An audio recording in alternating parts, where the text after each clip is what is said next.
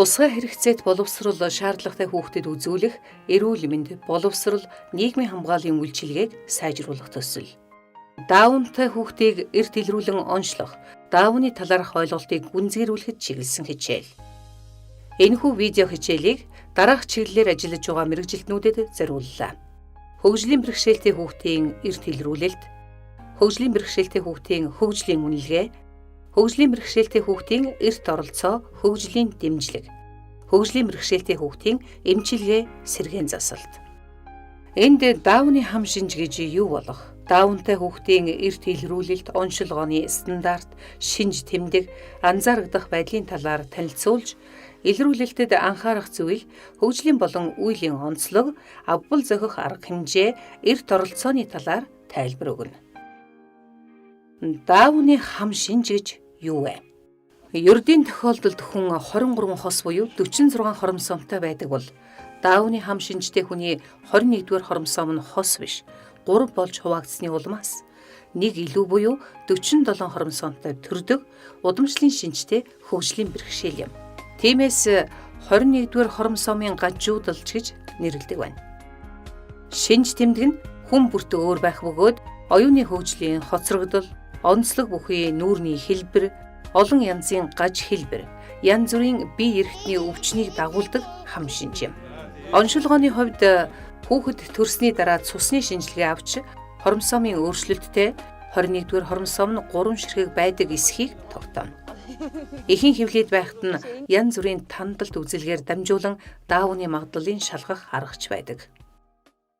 Даунтай хүүхдийн онцлог шинжүүд. Дараах онцлог шинжүүд нь хүүхэд бүрт ялгаатайгаар илрэх бөгөөд бүх хүүхдэд адилхан гэж ойлгож болохгүй.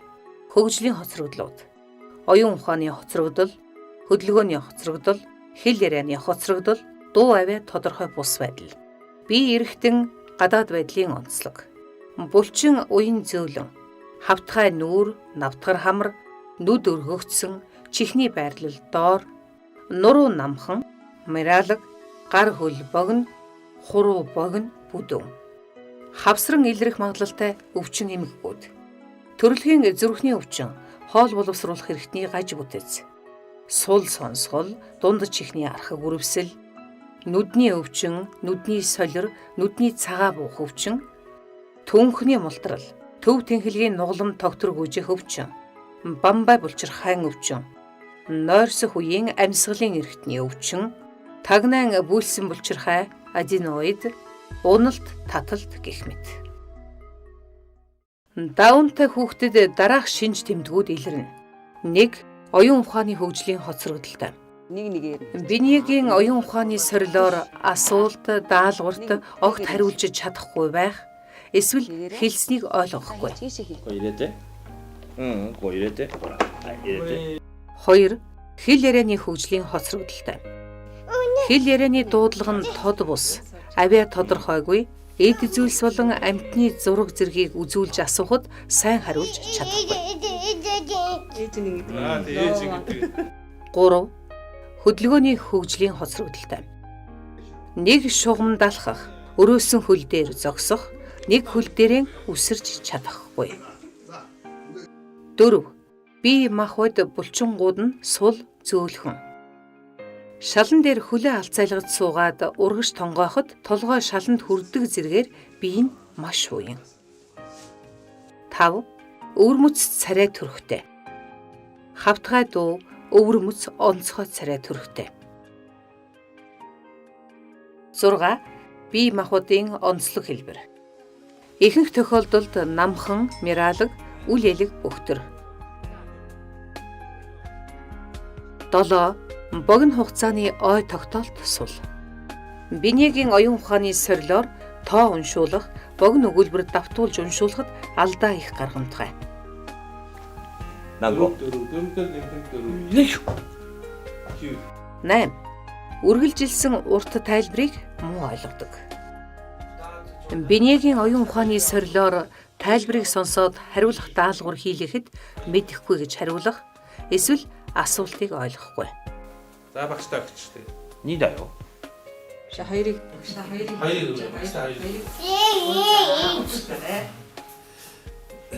9. өөрийнхөөрөө зүтгэдэг зүрүүд. Тоглож дууссаныг хэлэх эсвэл өөр юм хийлгэх гэхэд ихээр дургуутдаг.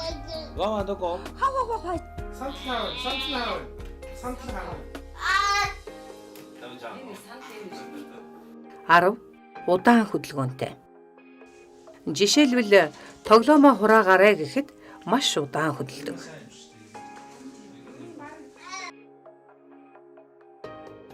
Даавны хам шинжтэй хүүхдэд ажиглагддаг хөгжлийн болон үеийн сөрөг шинжүүд.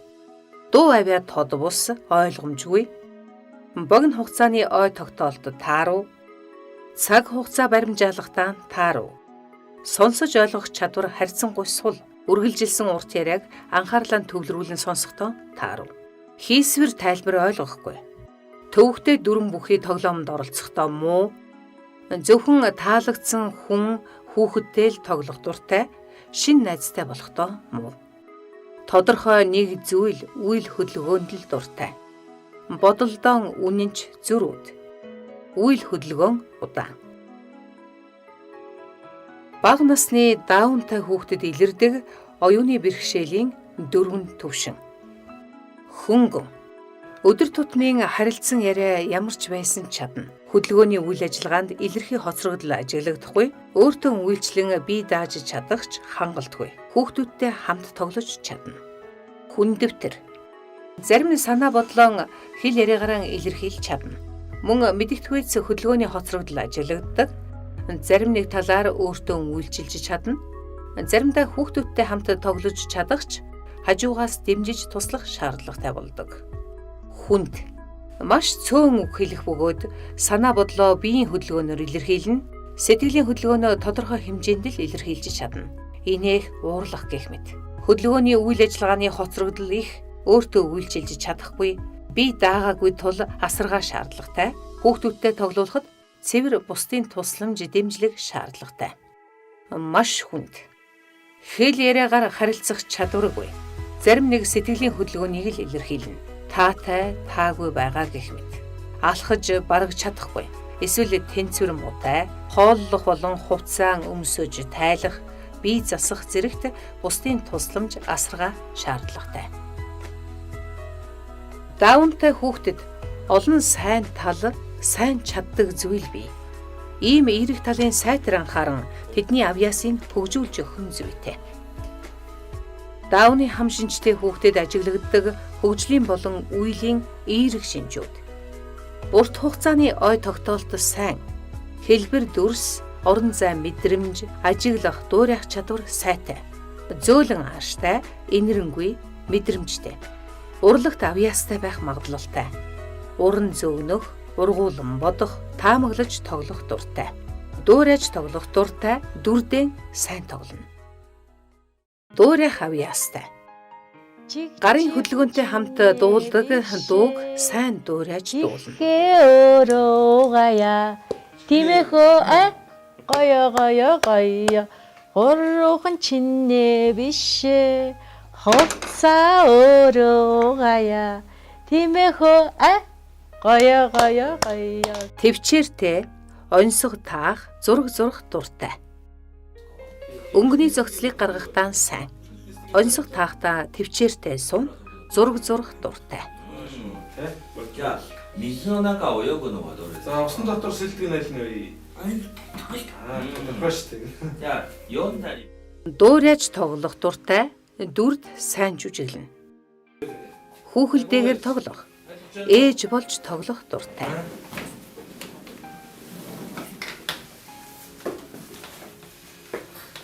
Тэгээ Монголд ч бас нөгөө иймэрхүү хүүхдүүдэд зориулсан бас бэлтгэгдсэн тийм газар нөгөө одоо юм зааж өгөхнийг хэрэглэгдэг нөгөө хэрэгсэл бүтээгдэхүүн ховор байдаг учраас тэгээд бараг л хүлээн зөвшөөрөхөд хэцүү байдаг. Хүмүүс чинь зарим нь ойлгон, зарим нь ойлгохгүй. Тэгэл тусгай бэлтгэгдсэн багш нараас ихсүүлээл бид нар өөрсдөө хүртэл юм сурж зааж өгөх болох гэхээр бас ингээд ажлын цаг зав бүтэхгүй юу яахгүй таарж өгөхгүй. Санаагаар бол өдөржингөө л ингээл юм зааж өгөөл суугаал гэмээр байдаг. Тэгээд айгүй мундаг ингээл бас юм заагаал өгчдөг, сэтгэлээсээ хандчихдаг. Өдөрт нь ингээл зориггүй зүгээр яг яаж яснаас үр бүтээлтэй өдөр өнгөрөөд нэг юм ч гэсэн сургаж өгч яадаг бас тийм сургалтын газар ч юм уу тусгай цэцэрлэг ч юм уу байдаг бол бас их зүгээр л байдаг. Дохиогоор ярьчих гэдэг. Тэгээд заавал хэлүүлгээд ээж нь дөрөндөө хэлдэг. Багш нар маань ч гэсэн бас заавал хэлүүлж иж дуртай юм байна. Одоо алим өхөөрөө энэ юу юм гэж хэлж явдаг. Бид нар бас тэгж чадахгүй тэгэл. Ярианд нь хэл ярианд нь жоохон саад учруулдаг. Зүрх яг эрүүл ажиллахгүй тий нөгөө жоохон уушгины артерийн даралт гэх юм уу да цооргоо зүрхтэй ажилладаг. Тэр нь их өс учраас тэгээд нөгөө айгүйх ядраад сүлддэг ч юм айгүй сонирхдаг байсан ш. Тэгээд тэр нь ч бас өөр хэнийг хөгжилтөнд нөлөөсөн байх гэж боддог ш. Тэр жигтэй нөгөө хүний бие бүгд булчин учраас одоо хөлд орохгүй байгаа нь бас нөгөө талаараа энэ тарих марих чинь бас булчинлаг ш тийм ээ. Тархины булчиндаа бас нөлөөлдөг болов бас тэгээд хамгийн бүрэх санаа зовдөг нь өөрийгөө илэрхийлээд ярьж чаддаг байгаас гэж боддог би. Тийм тэгээ бусдаар бол баг би өөрөө багш байсан болохоор бусдаар бол тэгээд нэг гайгүй өөрийгөө илэрхийлж чадах гэж боддоо шүү дээ. Дауны хам шинжийг эрт үед нь илрүүлэхийн ач холбогдол. Дауны хам шинж нь тухайн хүүхдэд баггүй хүндрэл бэрхшээл учруулж байдаг учраас даунтай хүүхдийг аль болох эрт илрүүлэн эрт үед нь хөгжлийн дэмжлэг үзүүлэх нь туйлын чухал. Даунтай хүүхдүүдийг бусдаас өөр хүүхэд, юу ч хийж чаддаггүй хачин хүүхэд гэх мэтээр туйлширч ялгуурлан харахгүйгээр энэ нь тэдний бэрхшээлийн онцлогоос хамаарч байгаа болохыг зөвөр ойлгож одоо байгаагаас нь илүү байдлыг дордуулахгүйгээр чадварыг нэмэгдүүлж хөгжлийг дэмжих арга хэмжээ авах замаар хүүхдийн өсгснөөр бэрхшээл нь буурч хэвийн амьдрах бололцоо бүрдэнэ. Иймд Дауны хам шинжийг эрт үед нь илрүүлж хүүхэд бүрийн онцлогийг зөв тодорхойлон хүүхэд бүрийн онцлогт тохирсон хөгжлийн дэмжлэгийн арга хэмжээ авах шаардлагатай юм.